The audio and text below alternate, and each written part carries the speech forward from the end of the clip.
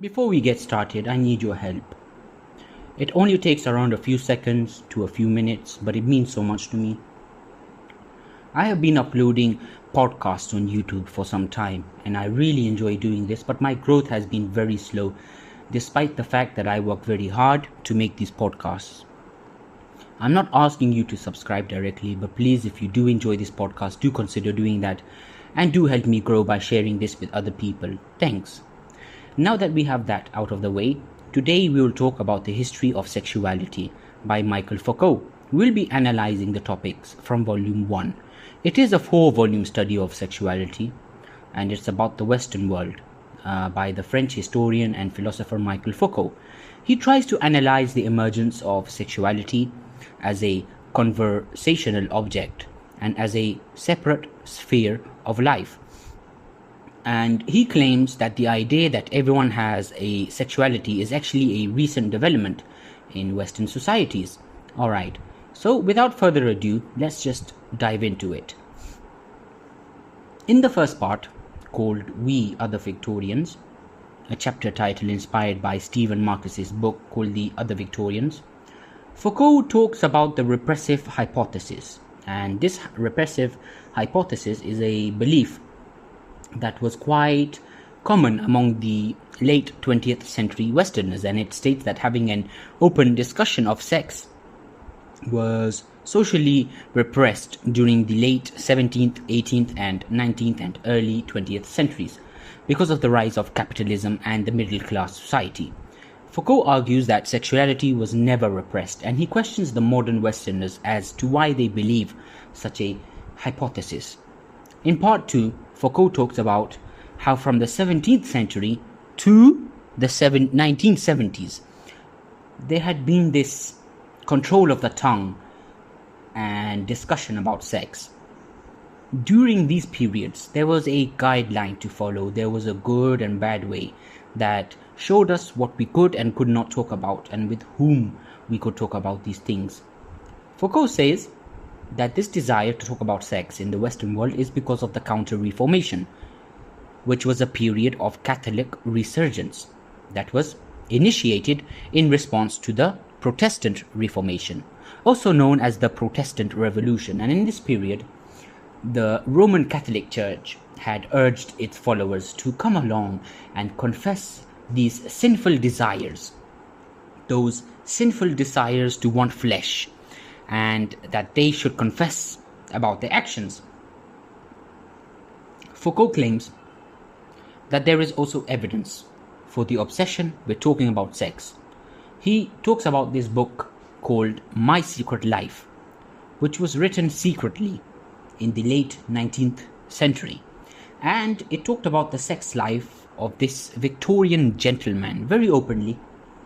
Foucault uses this example from this book to claim that no, there is no sort of constraint on sex, and that sexuality was not repressed back then either. Foucault moves on to talk about the 18th century, especially the beginning of it, because there was a rise of political, economic and technical incitement to talk about sex. In this period, the 18th century, experts were speaking about sex from a moral and rational point of view, and those who were talking about it from a moral point of view were those that were trying to put it into social categories, trying to give it order, trying to give sex an order, okay?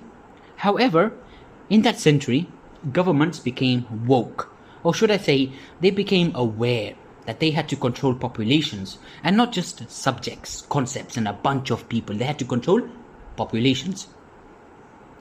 Due to this understanding by the government, they had to get in touch with concepts such as birth rates, death rates, marriage, and contraception. And this increased their interest and changed their discourse on sexuality. Before all this, before the 18th century, views on sexuality were targeted towards the productive role of the married couple, which was managed by the church and by civil law. In the 18th and 19th centuries, Foucault says that society stopped talking about the sex lives of married couples and that they started to take interests in sexualities that did not fit within this union. And this is the birth of the so-called world of perversion, which includes the sexuality of children, the mentally ill, the criminal, and the homosexual. The birth of the world of perversion had three huge effects on society. First of all, it became easier to categorize these perverts. Okay, before this, if a man performed in same-sex activities, he would be seen as a person that sinned, a person that committed sodomy. But now in this new era, they are homosexuals. Secondly, Foucault says that because we could label perverts, there was a sense of pleasure and power for those people who would study sexuality, and also for the perverts themselves. Lastly, and well, thirdly, Foucault says that the middle class society showed blatant and fragmented perversion by engaging in perversity, but regulating where it could take place. In part 3 of this book, or volume 1, Foucault talks about the development of the scientific study of sex, and that the chance to expose the truth of sex is a peculiar thing to the West. Okay? Foucault talks about the ars erotica, or works of fine art with overtly erotic content, and about, I'm not sure how to say this, scientia sexualis, which speaks from the perspective of a distant observer. Ars erotica was a thing of the ancient and Eastern societies, especially in the cultures of Rome, China, Japan, India, and the, I think, Arabic Muslim world. And these people, these cultures, okay, they always saw sex as an object of knowledge. But down in the good old West, the science of sexuality was a political tool, okay, this scientia sexualis, so I don't know how to say it, okay, I just know it by the term of science of sexuality, and it was a political tool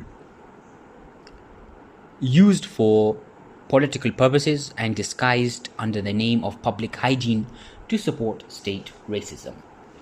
Foucault takes a U-turn and he goes back to the influence of the Catholic confession, and he analyzes the relationship between the person that confesses and the person that listens to the confession, who is the authoritarian figure.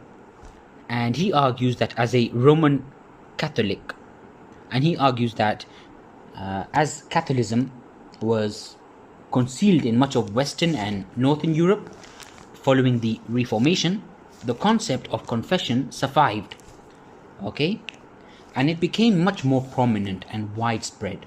In fact, this took another role in another relationship. In fact, the confession was now between parent and child, between patient and psychiatrist, between student and educator, and so on and so forth. Before the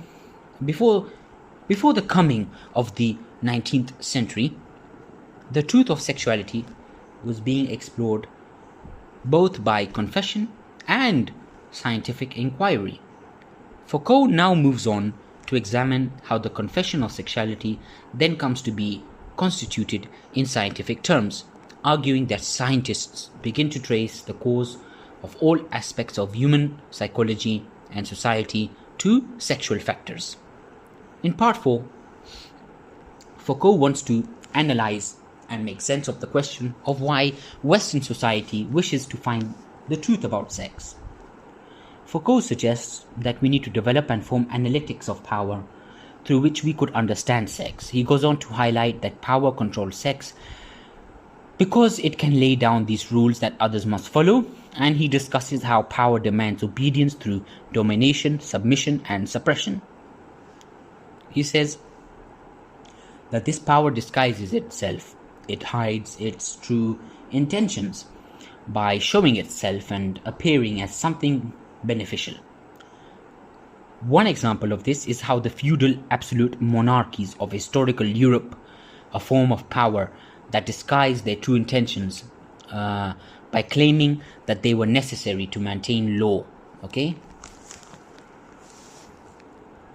As a leftover concept from the days of feudalism, Foucault argues that Westerners still view power as originating from the law, but he rejects this and says that we must construct an analytics of power that no longer takes law as a model and a code, and announcing that a different form of power governs sexuality.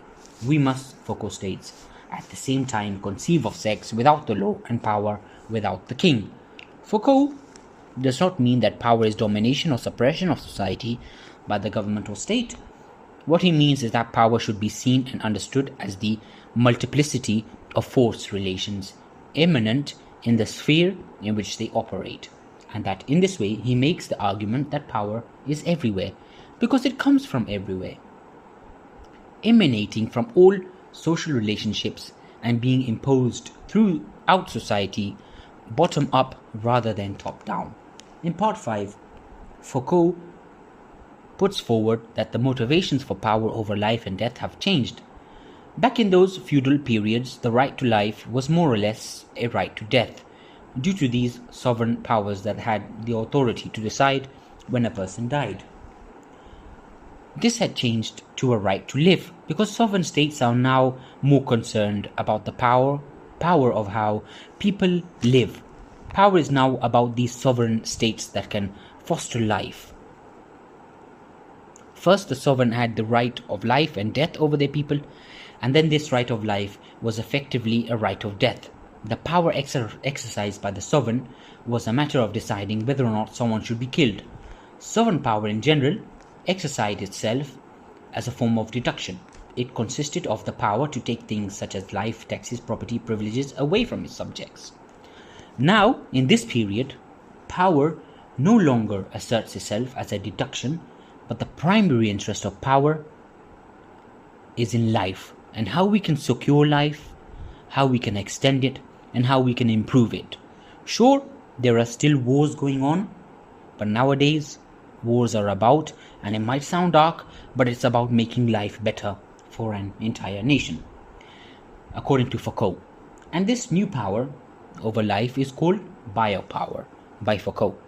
It takes two main forms. First, it takes the form of disciplining the body.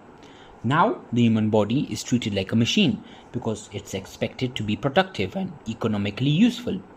This form of biopower is prominent in the military, education, in the workplace, and it wants to create a more disciplined, effective, and efficient population. Second, this biopower wants to regulate the population, and it focuses on the reproductive capacity of the human body. This form of biopower appears in demography, wealth analysis, and ideology, and it seeks to control the population on a statistical level. Foucault sees biopower as accountable for the rise of capitalism. Human life came to be seen as a vital element in history and politics. How we live became an object of power and knowledge. Something that needed to be understood, regulated, and controlled. Law became less interested in forbidding and condemning, and became more interested in normalizing and optimizing the conditions of life. Effectively, the new power over life meant that human life fell under the charge of politics. And I think that wraps up today's podcast. If you enjoyed this, please do subscribe, comment, and share this with others. Thanks for listening, and I hope to see you all soon.